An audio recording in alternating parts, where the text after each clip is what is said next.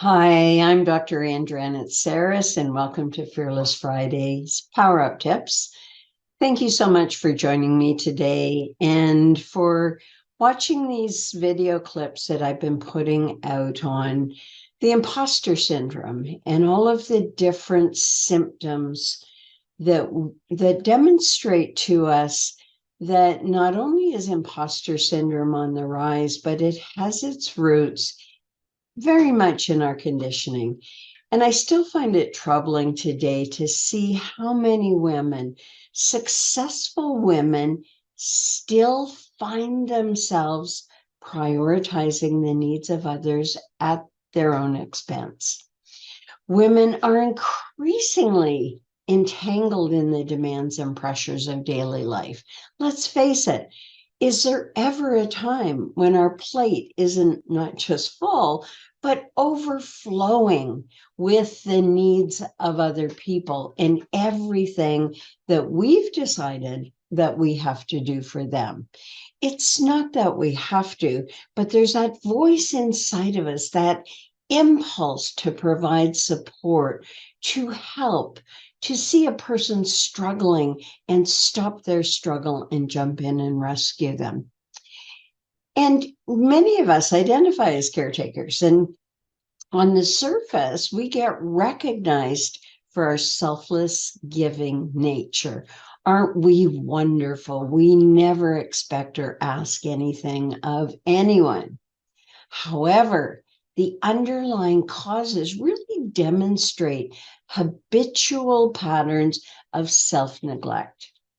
In most cases, the impulse to prioritize others serves a survival strategy. It's not just I'm a really good person and I'm loving and caring and I just can't help myself. I have that Mother Teresa archetype going for me and I just give till it hurts. It is not that. It's adaptive and it is there for our own survival. And so by exploring the root causes of why we prioritize other people over ourselves at our own expense, being fully conscious that we're doing it, we can make different choices to empower ourselves in our lives, at work, with our family, in all of our relationships.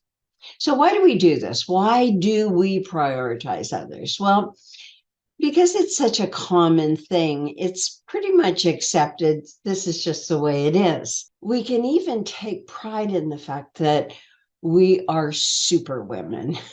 And they've even coined this, the superwoman syndrome, in which we expect ourselves to juggle multiple roles and tasks and responsibilities, regardless of what we want to do. It's like this unconscious push and everything in society supporting us to do this. We saw this during the pandemic. Even though both partners were at home with the children, the woman, it was assumed, and by her as well, that she would be doing the lion's share of the work. And these are even in cases where the woman is the primary breadwinner. And the man kicks back and he's enjoying himself. And if he's tired, he's shut down. I'm not doing anything else, leaving the woman to fill in all of the gaps. And we do it. We just do it. It's a habit. And this is a habit that needs to be changed because it's us we're actually making the decision. That's our power to decide. We decide to jump in. I have more energy. I am more powerful. I am more capable. Isn't that what we're telling ourselves? However, it comes at a great cost to us over time. In the first cost is that it starts to be expected of us that we're going to be all things to all people. For example, Mother Day rolls around and, what's Dad organized for the kids for us? Well, we don't expect anything. We don't get anything. But come Father's Day, we rally the kids around a big event, the birthday parties. Think about all of the things that we do with our children. And it extends at work as well. These inconsistencies that we allow where we give praise and really make the effort to point out things to our male colleagues of when they've done something exceptionally well. And when it's our turn to get praise, we get crickets and we don't say anything and we don't point out those inequalities. So this is an adaptive survival strategy, and we're still conditioned like this. We condition our girls to be like this. Yes, we tell them that they can grow up and be anyone they want, but we show them something different with our own behavior. It's really important to note there is a significant difference between taking care of the needs of others situationally, because it's our responsibility to do so, and doing it because we get instant gratification from caretaking, rescuing, and enabling. That's right. There is something in it for us. It is not other people's fault that we keep making the choice. So what do we do about this?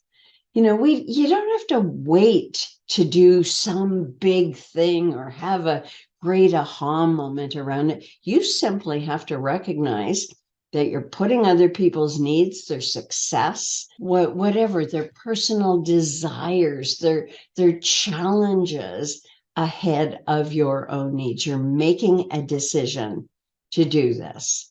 And that's the choice point, is being aware. The first tip, always the first step, is self-awareness, the awareness of when you're doing it and what's in it for you to keep doing it. Do you work for appreciation? Well, sometimes that's not enough, because when you ask for help, should you ever do that, not too many people are around to do it for you. So developing self-awareness, it's really important, breaking the habit, making a different choice, practicing self-care. And that's not take yourself off to a spa or have a hot bath or any of those other trite things that, we say self-care is all about. Client the other day said that she recognized this pattern that she has when with her granddaughter and her daughter living with her, she will forego doing her morning meditation practice if she hears her daughter struggling. And so that willingness to jump off your own practice, your own path, even when you're not asked, and putting a stop to that.